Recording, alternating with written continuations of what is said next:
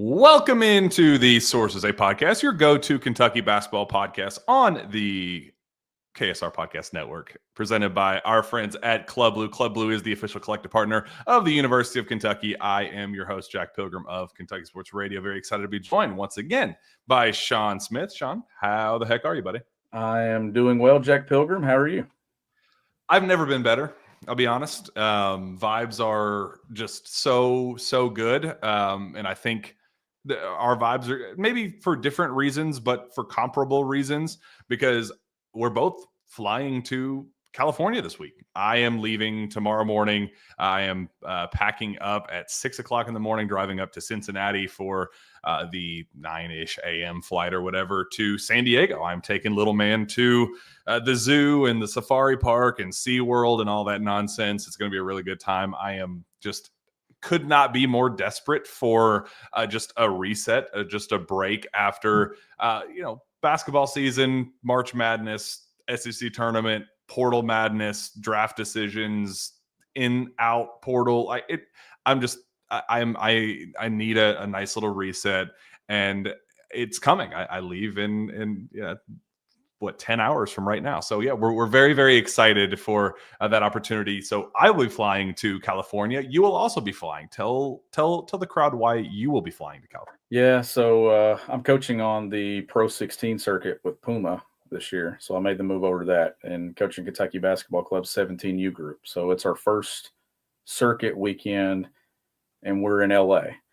So we'll be flying into LA. We're actually playing in Seal Beach, though, which isn't far from where we'll be, but going out there and going to play 4 games. We play at 8:15 Friday night. We play 2 games early Saturday, and then we'll play again Sunday afternoon before we fly back home. But this is a stretch of LA, Memphis, Wichita, Kansas in about 14 days. So about to be living the busy life. Do you want to tell the class your big news? What is your big news? That this is your first flight. Hey. How you feeling? Has it hit you? Like, are you starting to get that like butt getting tight and like starting to get that like, oh crap, my life is on the line. My life is in the hands of a pilot that I'll never meet or see. Like, is it starting to the reality starting to hit you a little bit? We always said that it would be me and you together on that first one. I had no idea you were going to California. It's pretty cool. It's pretty. I mean, how funny is that? Like, what are the odds of that? Kind of like we're doing this together, but we're really not. No, for the people that aren't aware, I drove all the way to Boise, Idaho for the NCAA tournament one year because for those that are not aware, Sean is a psychopath in terms of travel. Like, he is an absolute nightmare in terms of traveling, in terms of getting places efficiently, because he refuses to, I don't know, take the most efficient travel method that God has ever put on this earth. So I'm so excited for you to experience like, whoa, I got from point A to point B in reasonable time. I can't believe that actually happened. It's you get to grow with the world as we know. You're decades late, but hey, I'm glad that you're finally caught up. There's probably not many things you get to experience for the first time in your 30s, but like, I'm kind of getting to live that tomorrow. But I think we always knew that high-level basketball would eventually make me do this. And if I'm going to coach in college, I better get used to air travel, right? Like, that's just part of it. So here I am. Let's jump on this thing tomorrow, and why not go 4 hours and 45 minutes at once? So, hey, my flight's 4 hours and 45 minutes. It's kind of cool. What time's your flight? I leave at 6:55 Central Time out of Nashville. PM? Yes. Okay, so I'll be landed and have a drink in hand in San Diego somewhere at that point. So I'll be able to be your encouragement as your. Do you have any like travel like plan? Do you have like, how are you taking Benadryl? Like, what's the plan of attack for this? Are you just gonna raw dog this thing? Fully awake and just rocking it. Oh, buddy. I'm going to sit there, and I'm probably one of the very few coaches in an AAU circuit that actually scouts opponents. And I just love it. So I'm going to be sitting there doing that, breaking down some stuff and just mentally preparing myself for, I'm going to wake up Friday morning in LA and be like, you know what? You're getting to coach basketball across the country. This is stuff you've dreamed of. So just enjoy the moment and kind of get over your fears and just do it.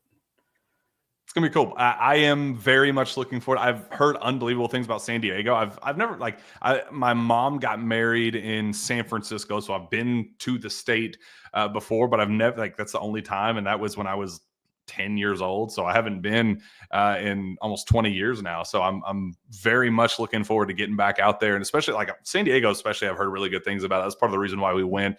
My 18-month-old is absolutely obsessed with animals, just over the moon, says all the animal noises and watches all of the zoo walkthroughs and stuff. He's obsessed. That's his thing right now. So we were like, hey, we got some time. We got over there somewhat reasonably cheap. So we were like, hey, let's go see the coolest zoo in the world. So very excited for it. So if you have anybody in the chat, if you have recommendations for going out there, for food, for restaurants, for drinking spots, for beach, for any of that stuff, if you've been out there, this is my first time, so I'm looking forward to getting some feedback. We asked some questions on KS Board. I got some feedback on KS Board, got a lot of great feedback and some different responses and ideas for us when we go out there. So very, very much looking forward to it. But we figured, hey, I know we're both flying out and our lives are going to be very different over the next week or so. So we were like, hey, screw it. Let's do one last quick sources say. I always promise that it's going to be quick and it never ends up being it, but this one's going to be the one. Dang it! This is going to be the quick sources say. So hey, why not one last late nighter for us? This is kind of sources say goes to Cali, I guess. Yeah. It's just wild that me and you're both going to the same state and clear across the country and had no idea. I didn't know you were going until today. Yeah, I've been just grinding. Intense, just nonstop all the way up until this point, until I can finish. As soon as I finish this show, I'm done. As soon as I hit end on this show, we're in vacation mode. So if you try to reach me, do not, unless it's advice for hey, recommendation for this show, for going out there. So looking forward to it. It's gonna be a lot of fun. But until then, we got some stuff to talk about. Mark Pope coming in hot. I can't believe we were kind of looking for content and going man, I don't know what the heck we're going to talk about, because we're kind of in that in-between period before we get Otega news, before we get into summer workouts, before we get into the hot and heavy recruiting season. We're going to be going all these, live periods and all that stuff, meeting with the coaches, seeing where they're going. We'll probably have the coaches and players on this show too. So kind of in that in-between, we were like, man, I want to get one more show in, but what are we going to talk about? Then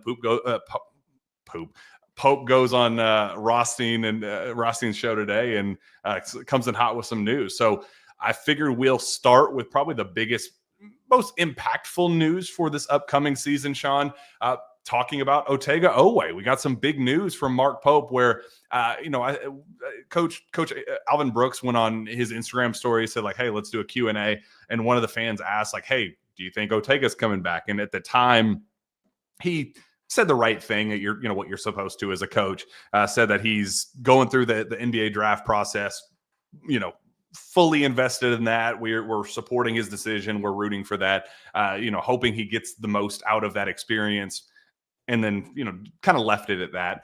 And then Mark Pope was asked about it by Rothstein today. And the quote that Pope gave, I think, is going to get fans very, very excited, Sean. He said, Otega is going through this draft process, and we're cheering for him every step of the way. But I know a lot of his heart is back here at Kentucky.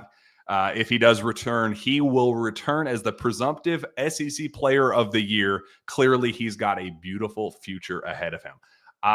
Big fan. Love that. Daniel Riddle, goodness gracious, $100. You can leave this comment up for eternity. Good. That's awesome. Thank you. Appreciate that. But Otega, big news that Mark Pope shared, where we've all heard it. That's been the running assumption for all of us. But you never know until you officially know. And to hear the head coach of the program say, his heart's in Lexington, hinting as much as he possibly could about the possibility of Otega coming back for year 2 in Lexington. That's got to make you feel good, Sean. Yeah, that's definitely the biggest news of that interview, just because that's the piece that we're talking about that separates Kentucky from, we think, is already a good team to, I think, becoming a really, really, really good team if you get Otega Oweh back. So just hearing him say such positive things about his future, not only in basketball, but his future as another year in Lexington, and then saying that his heart's here, kind of is the writing on the wall, right? And I think that's all that we've expected the entire time, was for him to go through the process. And why not? You had a great junior season coming out of the transfer portal.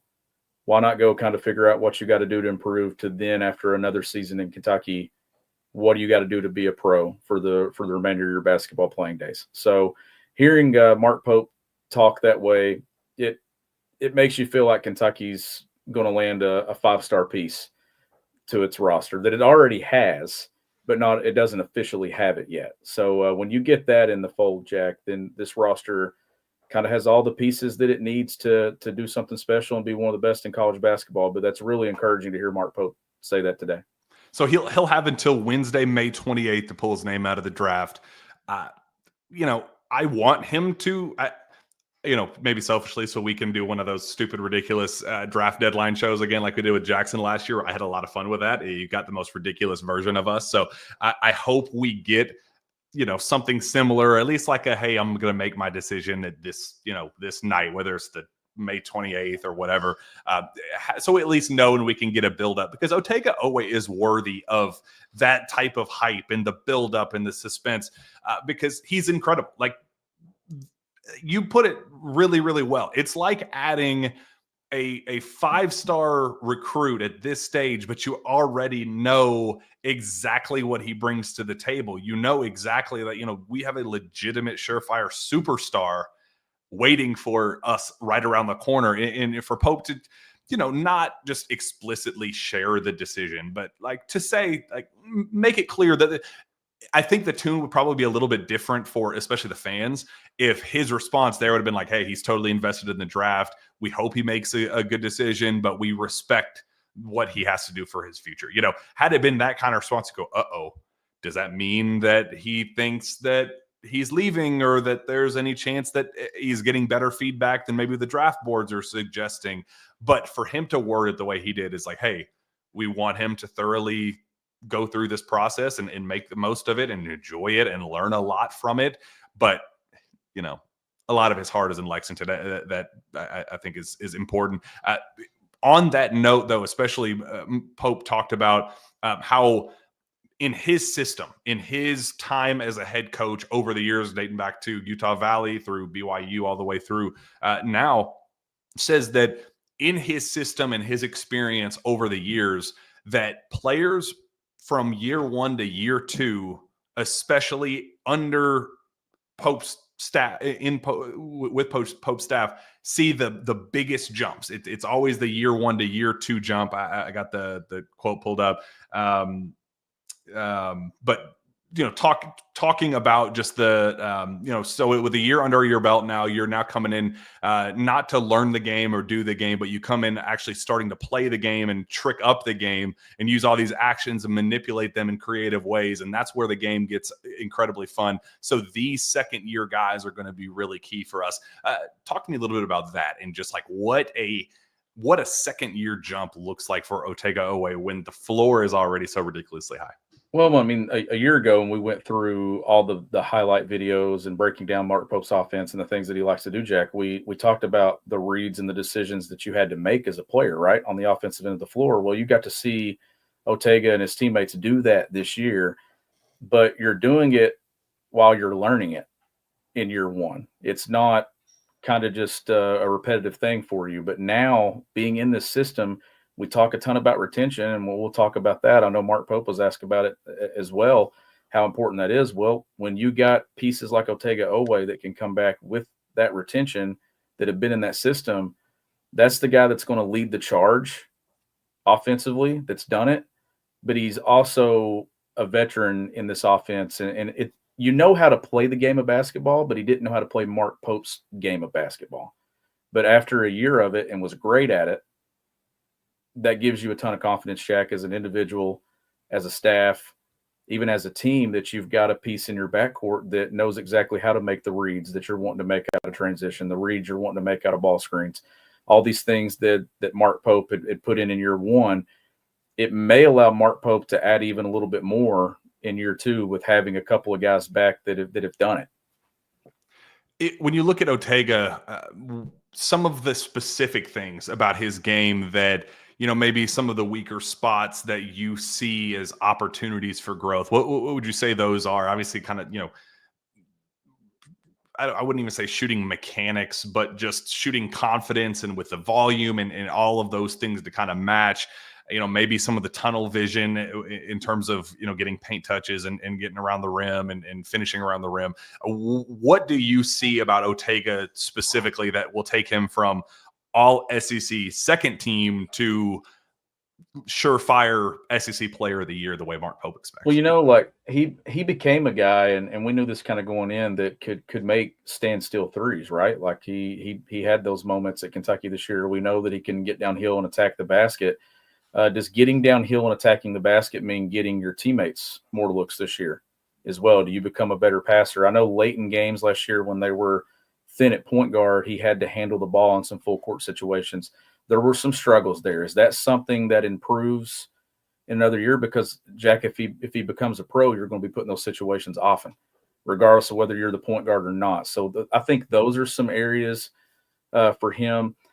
I've said this. I'm not expecting him to just make some big jump in his points per game average. I don't think this is going to get to 20 points a game or anything like that.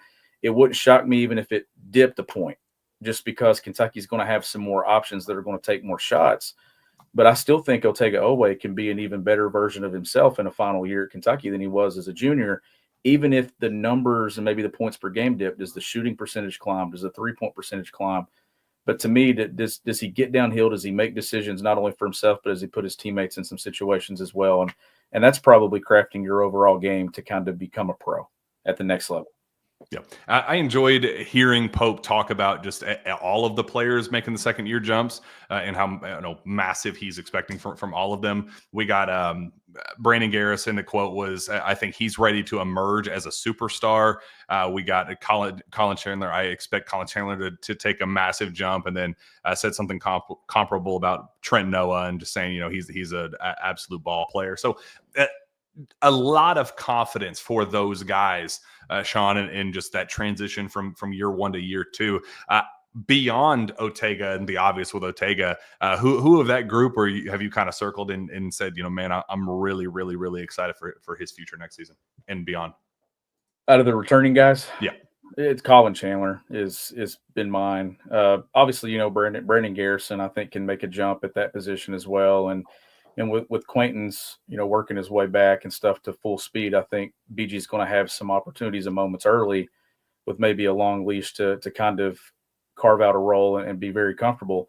But Colin's the guy that I think with upside wise, just from the jump that we saw in just a short window there late in the year, in that final 3 weeks of the regular season in the SEC tournament, NCAA tournament, the improvement we saw just in that small sample size, Jack, gets me excited about what a full summer in this program, a full summer working on his body, in the gym working on his game, and just the confidence side that he's added to that. I think that Colin's probably one of the more intriguing pieces in the SEC that, like I said last week, it's not a sexy return, right? Like it's not one that's going to move the needle nationally, but internally within this program and in the state, you look around and you think, okay, that's a guy that was ranked high coming out of high school, took a couple of years away, working his way back in rhythm, wasn't a waste this year, ended up turning into a really good year, especially the close.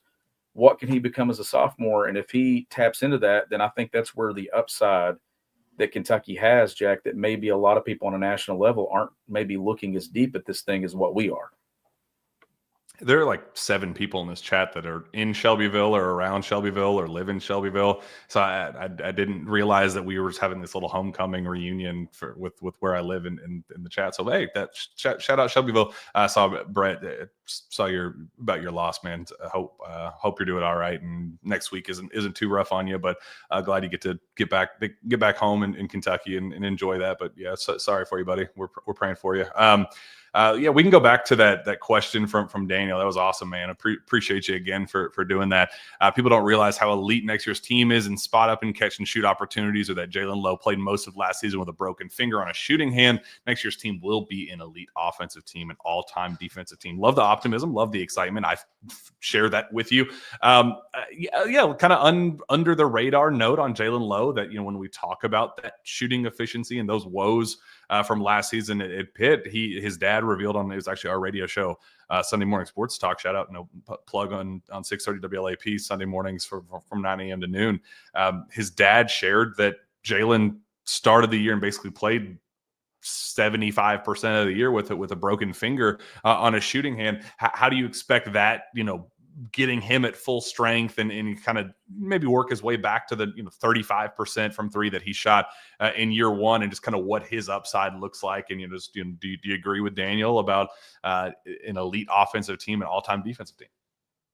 I definitely think it has the pieces to be an elite offensive team, and then already I think they're better on paper defensively than what they were a year ago. So there's upside there as well. But when you're talking Jaylen Lowe, anytime you have an injury to a finger on your shooting hand, that's going to affect the way that you shoot the basketball, right? Like that's a given, like regardless of what the percentage drops to. But with him, Jack, I think it's just going to be playing with better players is going to kind of add some of that efficiency to it as well. Like the turnover numbers, I think, are going to go down just because he's going to have better players around him. He's not going to have all the weight on his shoulders of leading a team. Yes, he will be the point guard, but he's also going to have, hopefully, Otega Oweh, sounds like, in that backcourt beside him, and some other pieces as well that have not only played at the highest level, but they've won a national championship. They've went deep into NCAA tournaments. So I think that alone is going to add efficiency to his game by maybe he's not going to have to take one or two or three of those shots a game that he was having to take before he got to Kentucky. So I think the efficiency and maybe is it less volume at Kentucky than what was there, but you key in more on an efficient guard in him in this first season at Kentucky. So take away the broken finger, and I think you add a better percentage alone, but also playing in this system and playing in space and understanding how to play the same things that we were talking about Otega Oweh a minute ago. Having a guy in the system that's done it that can kind of lead the way, Jack, I think that you're going to see a really good version of Jaylen Lowe at Kentucky right away. Also, kind of cool note from that story that his dad reached out to De'Aaron Fox, of all people, who had a very similar hand finger issue on his shooting hand last season in the NBA, and asked him how he was navigating that, how he was dealing with that for Jaylen, because they grew up, De'Aaron obviously being older and kind of Jaylen is like a younger brother figure, but said that Aaron Harrison and De'Aaron Fox gave him advice when they were going through the recruiting process on why to go to Kentucky and just the impact of Kentucky on their lives before they went on to the pros and what was next in their basketball career. So, hey, shout out to La Familia and the squad getting back together and recruiting on behalf of the Cats. We absolutely love to see it. Sean, a couple other big time updates, in my opinion, from what Mark Pope revealed. Obviously, the kind of ongoing news is with Travis Perry and what his future holds. And he's going visiting other schools. Was at Maryland on Sunday, and meeting in-home visits with these other programs, and hearing some awesome things about him in terms of the money he's planning on getting and what other schools are offering him and playing time opportunities and all those things. Hey, Travis, get your bag, buddy. Get your playing time. I've always been a big fan of yours and rooting for his success. But man, hearing some big things about what schools want out of Travis Perry moving forward. But with his departure, there's kind of this just ongoing question, Sean, about, is Mark Pope going to look for a replacement for Travis Perry? What do the next steps look like there? And his quote today revealed two things. Said that, yes, we're going to add pieces. No, they're not going to be on-court replacements in terms of guys that are actually going to play. Just to put it shortly, but said I'd like to play them all. The question from Rothstein was, how many are you going to play? What's your rotation going to look like? He said, I'd like to play them all. I have 12 guys right now. I have 12 guys that will help us, and we're actually going to try to round out this roster. I'm actually scouring the planet right now for guys that would fit in as maybe a redshirt guy that would kill it in practice, or be a last year of your career guy that wants to come here and put on this one-of-one jersey and be a part of this. We need to add a couple more pieces, but right now we have our roster that is going to be that's going to own the minutes on the floor. We have all the pieces. So, two-part question. We're going to start with the adding additional pieces part of this. What does that look like? Because that obviously, we're at 12 right now, including Otega Oweh. If we're adding a couple more pieces, that means that Mark Pope is planning on the settlement to go through and have the roster limits go away and have 15 spots to work with. So it sounds like we're building kind of our own makeshift walk-ons with some redshirt guys from across the planet, it sounds like. I do like that he mentioned redshirt, as a possibility, like bringing someone in. That to me, if that's the route that they choose to go, or even if it's just a one-year guy that's got 1 year of college basketball left, I like that you're taking advantage of availability with your roster, that you're not just settled with, hey, we got 12, push it to 13. Because, Jack, we saw it this year with injuries and things. You just never know when 12 turns into 9. And then you're in and unfortunately, we saw it can turn into 9 at the same position. So now you're taking a hit at point guard. You're taking a hit with another guy that had stepped in and played point guard when guys were out. So I'm cool with it. But even if it's a red shirt piece, Jack, then it's probably not somebody that's going to be impactful for you immediately. So then this is the part of college basketball, does it exist, that we don't know yet. And can you pull it off where you can convince a guy to come in red shirt and still be in your program a year later? Like that's a dynamic that I don't think have really got to see put into action a ton yet, especially at a place like Kentucky. But if Mark Pope can pull that off on top of the other areas that he's already hitting in elite high school recruiting, retention, great job in the transfer portal, if you can kind of key in and get someone as a possible redshirt piece too that develops and stays in the weight room, works on his game, I mean, Mark Pope might just have the potion that everybody wants to get their hands on. Perfect example. The one that Kentucky explored last year, Jamie Vinson, who visited Kentucky, had a great official visit to Kentucky, the exact same conversation approach. Once we got to 12 scholarships, Pope did this exact same thing, said, hey, I'm open to other options. If you want to come in and see what we have to offer, just know what we have to offer is not playing time right now, but you have a practice spot, you have NIL dollars, you have brand opportunities that come with being a year at the University of Kentucky. We're happy to give that to you, but you're not going to be playing. So Jamie Vinson takes his visit to Kentucky. That was the plan, made it very transparent from the beginning. You will not play. He says, I want to play. Sorry, this isn't going to be a fit for me. So Kentucky ends up not signing anybody. Jamie Vinson goes to Texas, plays 9 games, plays 4.9 minutes a game, averages 2.2 points a game, and he enters the transfer portal and goes to Texas A&M. So it sounds great on paper. The idea of it is brilliant. We talking about just the recruit and develop and retention and the importance of all of that. It is very important, and Mark Pope clearly loves it. But how realistic is it to get a guy that says from day one you will not play, and we'll see what happens down the road in today's era? Mark Pope, again, has brought back guys that a lot of people, in this revolving door, most other programs, their versions of Colin Chandler and Trent Noah, they left. Brandon Garrison, they left. So Pope knows how to retain guys. Travis Perry was kind of a unique one-off situation, but it's a very unique situation, Sean, that I don't know what the right answer is for what the what do you get here? I appreciate looking, but what is the answer? Who would be willing to take on that role, Sean?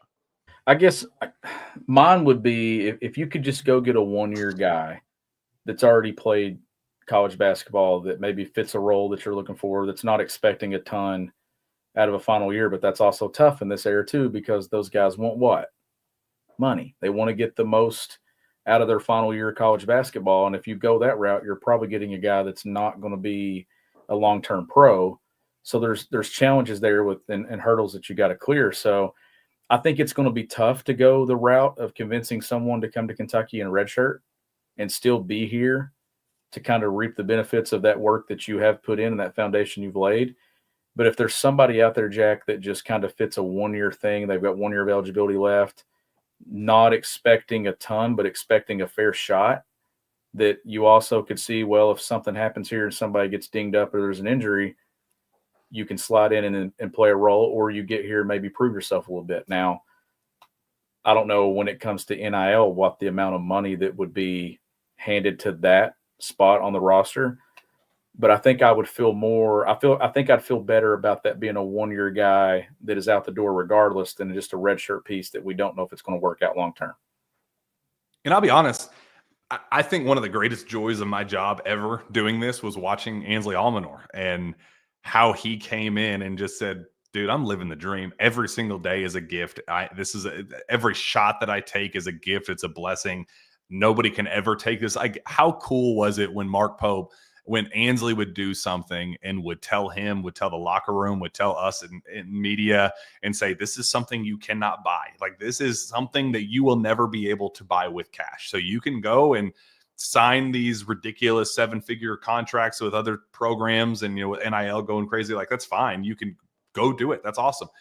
But some of the things that you get at the University of Kentucky that you can never, ever, ever buy, like Ansley Almanor winning games for this program, coming from Fairleigh Dickinson, like, he lived every diehard Kentucky fan's dream. It was like, oh my gosh, like, he works his way up to the point of Fairleigh Dickinson, a full career. It's like, hey, I want one last shot. Why not have my last shot be at Kentucky and just do it at that level, and just the joy that he played with.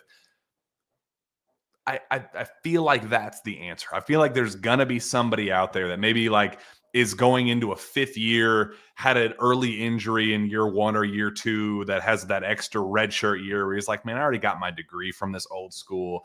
I've played plenty of minutes. I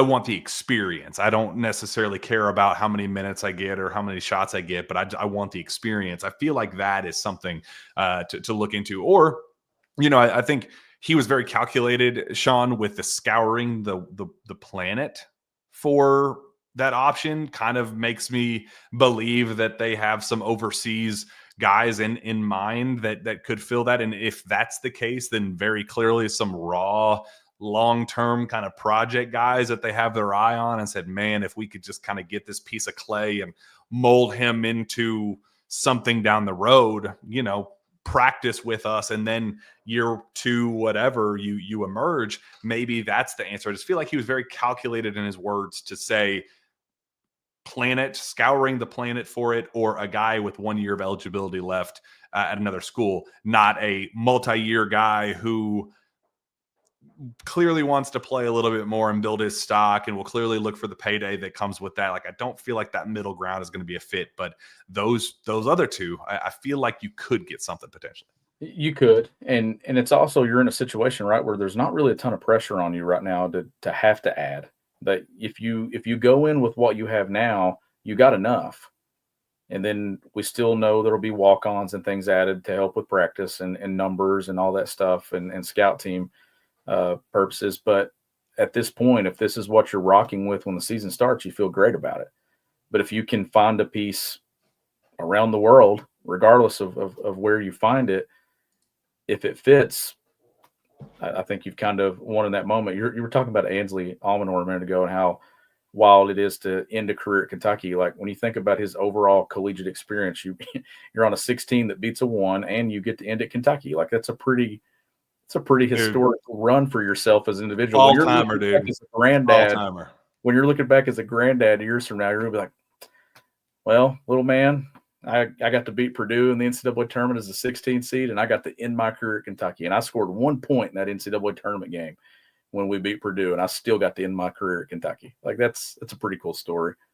Dude, I love him. Can we just get an Ansley Almanor every year? I'm for it, man. I'm for it because there really isn't that guy on this upcoming roster. Like, I feel like that's the one kind of missing, this is my last hurrah kid.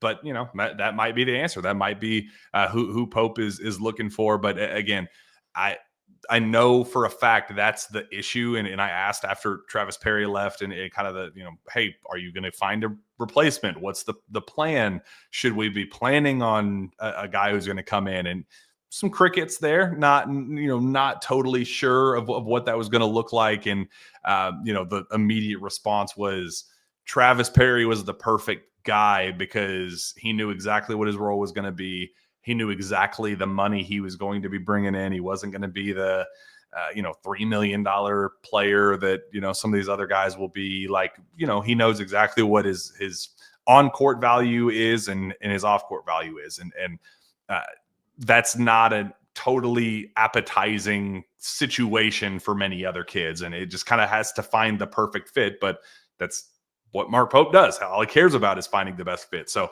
I feel like there's going to be somebody out there, but we'll have to see. I think on the other hand, the other side of that conversation saying that he has 12 guys and he's going to use those 12 guys. And maybe most importantly, ending that by saying, we can do it. We can get it done.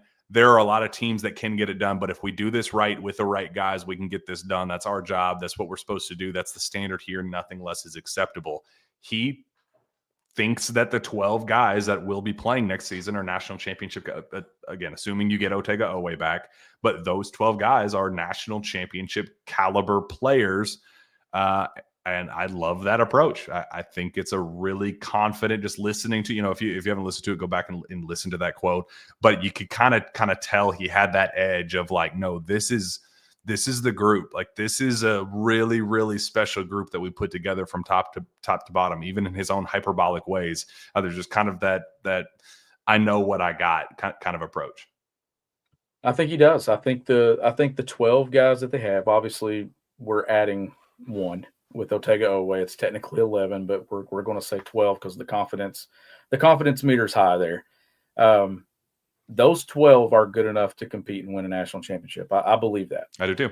And, what I was saying, last week is I don't know where people are going to kind of slate them in the preseason poll because some of those other things that I'm talking about, I just don't know how sexy of a national story it is that Colin Chandler and Brandon Garrison are back as returning pieces.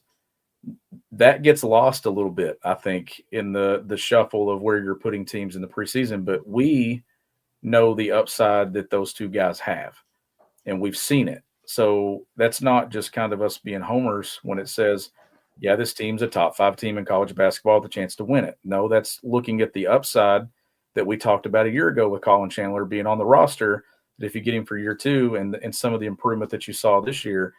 So I think that this roster with 12 is one of the best in college basketball and will be right there beginning to end and having a chance to get to a final weekend without adding a 13th guy. And obviously at this stage, I don't really expect the 13th guy, that if there is someone added, to really make a difference in whether Kentucky gets to a Final Four or it doesn't. If they do, Kentucky ended up getting a diamond in the rough somewhere that nobody really had an eye on, or something crazy just happens. But with the 12 that they got, Jack, I think it's more than enough. I think it's a better roster than what they had this year, and that's not discrediting anything that team did. I just think that there's more boxes checked to being successful beyond what that group was able to do in the most impactful moments. Great season overall, but I think that this roster will be built to sustain that success and not just have it in pockets. Like, this will be a team that can sustain it in the league.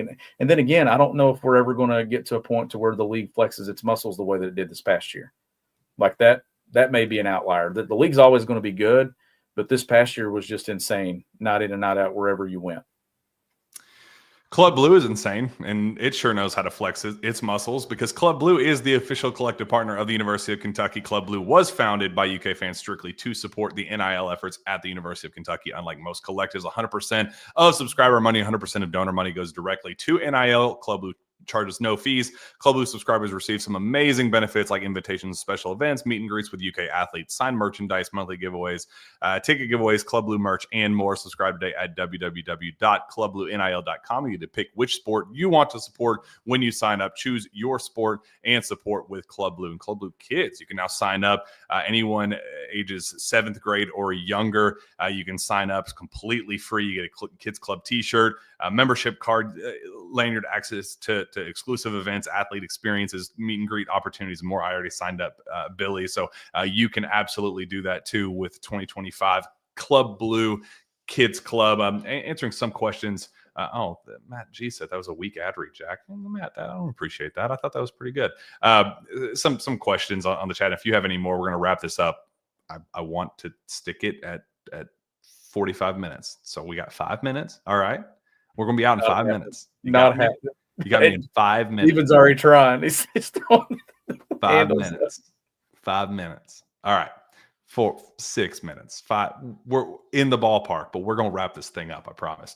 Matt G asked some questions. How do we mold our offense to the personnel? Do we look for more backdoor cuts and more slashing? A lot of just how are we changing and adapting our offense to fit this personnel and how just kind of the identity of this one. I guess the first question that he asked was, how does the offense change based on this personnel? Do we drive more and be more physical on the inside? Just your take on that transition. I don't think the driving more is a philosophy change. I think it's going to be more of a skill change, that you're going to have guys that can physically get to that point of the floor. Now, you may be giving up a little bit when it comes to three-point shooting overall. Like, I don't want to say that yet because I want to see this team shoot in this system, because I think that this is a system, Jack, that we have seen to where you can improve and you can become efficient by playing in space and getting looks. But this is going to be a team from top to bottom that I think is going to, one, you're going to have more of a threat on the offensive glass with this team when it's healthy at full strength. You're also going to have a better defensive team on the perimeter and the interior that's going to then give you transition starters to get some of those cleaner looks. But to me, the biggest thing is this roster is going to have multiple pieces that can get a ball by the defender's hip and create an advantage, not just for themselves, but for a teammate. Those power plays that we talked about a year ago that Mark Pope likes to just thrive out of, there's going to be more opportunities for those. Now, if this team gets to that 33-point attempt window that it wants to get to, that mark, what if it only makes 10 of 30? Like, what if that's the number that this team shoots consistently for the season? The volume of getting there, Jack, when you factor in that this team's going to be able to hit the offensive glass better and get some of those putbacks, in return, force some turnovers and get out and run and be better in transition, then I think the trade-off is you're playing your style of basketball, even if you're shooting 33% or 34% as a team from three, and you're not shooting 37, 38, 40 some of those games. Like Kentucky had games last year where they were 12 of 24 from three or 14, 15 three-pointers made. I don't know how many we have of those with this team, but I think they're going to be able to do other things that then make them balanced overall while still playing the same philosophy and playing in space. Yeah, great response. We'll wrap up here. I think the timing is going to work out for this to be the last kind of subject and topic. Jaden Quaintance, because Matt G also asked about Jaden Quaintance, and HA said, is he going to play all season?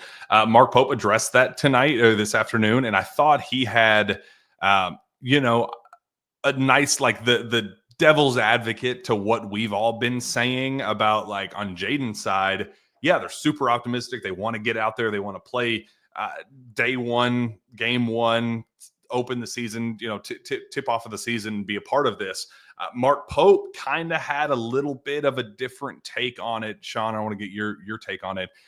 Said, I want to get the exact quote so I don't take them out of context, but said, we are in a full rush when I say full rush, we're going to rush back to 100% complete health. So we're optimistic that we're going to have him really, really good with really good results in the fall. We'll see how that goes, but we're going to rush him back to get to 100% healthy before we roll him out on the court. So a lot of optimism that he's going to play, but we're not doing the I think the easy comparison is like Zakai Ziegler had the exact same injury, exact same surgery, exact same timeline for return, came back at the start day one of the following season, this past season, and clearly was not 100%, clearly had to be eased in and played limited minutes for a pretty extended stretch, and then finally got to the point where he was full go.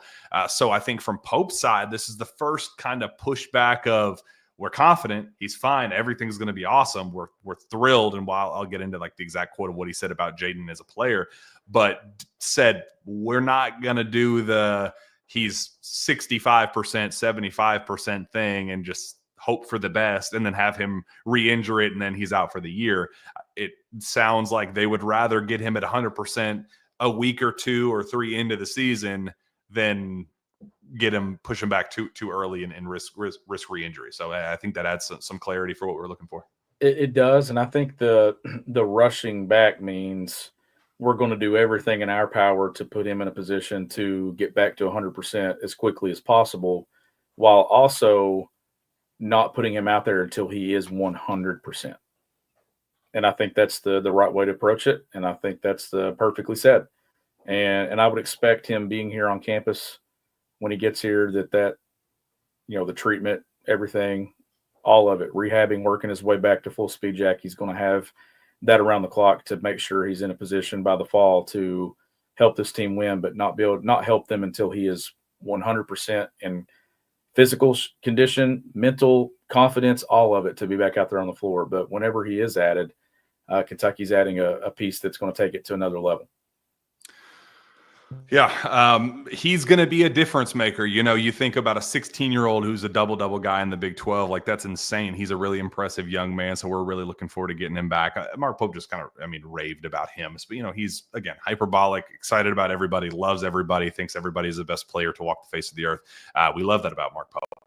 But there's like a little twinkle in his eye when talking about Jaden Quaintance of, oh, crap, when he gets back on the floor and he's at full strength, that dude's a dude, and I can't believe that he's signing up to play for me. That kind of vibe. So really, really excited about Jaden, and I think definitely added just a nice little new layer to it, if you will, and that they're not gonna be desperate to get him. And again, that's the value of having Brandon Garrison return. That's the value of adding a Yelovich. That's a value of bringing a Mo Diabate, and having Malachi Moreno probably is going to have an expanded role initially, and maybe have to take a step back later on. I got to. I was with Malachi on Monday actually for a little while. Got to see him compete in an open run with some of our guys. Oh, was that cool? Yeah, I saw some of the highlights of it. Yeah, I asked him. I said, "Man, are you ready?" He said, "I'm ready to graduate." He said, "I can't wait." I can't wait to graduate. And then talking about moving in at UK here in a short 4 or 5 weeks from now. So like he looks good and excited to get to UK. I just had a brief conversation with him. Yeah, great kid, great family. We love Malachi. Very, very pro Malachi Moreno podcast here with Sources Say. Last question, and I promise we'll end it. Matt G, who's the MVP of this upcoming season? That's a great one to end it on. Man, that's a good question. You can go a number of ways, right, with this. The easy picks would be Otega Oweh again. Point guard play is very important. But to me, something that they missed this last year was kind of that physical guy that could guard the perimeter, could hit the glass and rebound, can also make some of those energy plays for you. And I just think Mo Diabate is just a guy that, Jack, at this level, that Alabama's going to hate that they don't have him. And they're going to also hate that Kentucky has him. And that's the type of piece, when you look at it, that I think separates you from being what you want to be and what you can be. And that's a guy that I believe is going to come into Kentucky and take his game to another level and be just a force, I think, on both ends of the floor. And that's the guy that's going to take the big jump out of the transfers. Colin as my returning guy, but Diabate is the guy that's new to the program. I think that he could very well be the NBA MVP because he can impact the game in a lot of ways. I'm going. Ooh. Otega's the layup. That's where we know that he's going to be the most impactful on a day in and day out.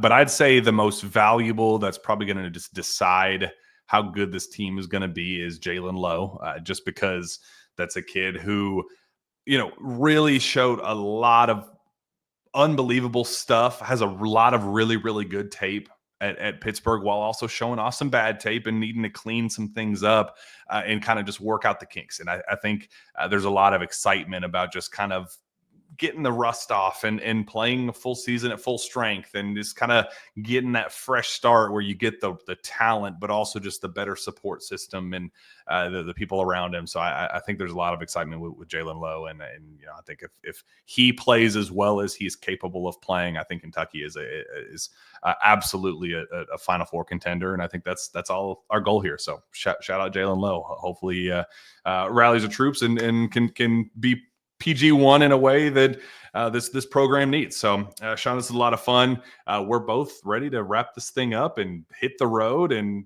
fly out to California. Are you excited? Are you packed yet? Yeah, I'm packed.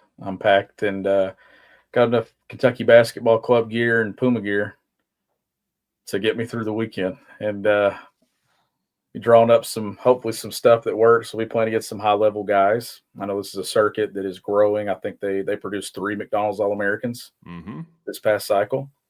And there will be some pieces that will be out there this weekend that it'll be cool to, here in a few weeks, to coach in front of the big guys in college basketball. And we got some really good players as well. Yeah, you sure do. Looking forward to it. So I'm going to enjoy this vacation. I appreciate you guys tuning in. It's been a long time coming, and need a little reset, but we'll be back in better than ever. So I'll get back next Thursday. So maybe we'll do a Friday thing or something. I don't know. I'd like Saturday or something. I don't know. We'll figure something out because I don't think next weekend isn't the live period. It's the one after that, right? Yeah, okay. It's the middle of May. Okay, yeah. So Jacob and I will be going down there to Memphis for EYBL. So we'll do some recruiting specific stuff then. But we'll figure something out late next week when I get back. But until then, for Jack Pilgrim, for Sean Smith, for everybody else, appreciate each and every one of you. I'm going on vacation. See y'all.